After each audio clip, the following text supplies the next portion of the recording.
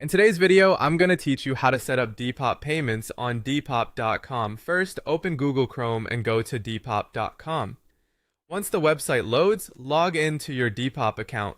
Make sure you're signing into the correct account, especially if you manage more than one profile or have multiple saved logins in your browser.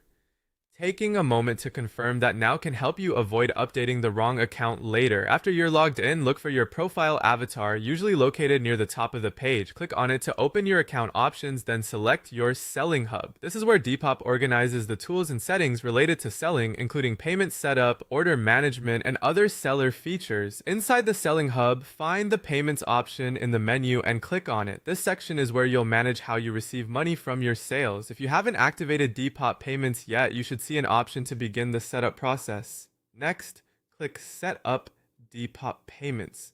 This will open the form you need to complete in order to activate payouts. Depop asks for this information to verify your identity and make sure your payments can be processed correctly and securely.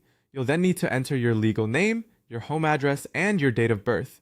It's important to enter these details exactly as they appear on your official records. Small mistakes, like a nickname instead of your full legal name, can sometimes cause delays or verification issues, so it's worth double-checking everything before moving on. After that, link your bank account by entering your routing number and account number. Be careful when typing these in, because even one incorrect digit can prevent your payouts from reaching the right account. If possible, copy the numbers directly from your banking information and review them once before continuing. When all of your details have been filled in, submit the information to activate Depop payments. After submission, Depop may take a little time to process and verify everything. If your account is approved, you'll be ready to receive payments through the platform.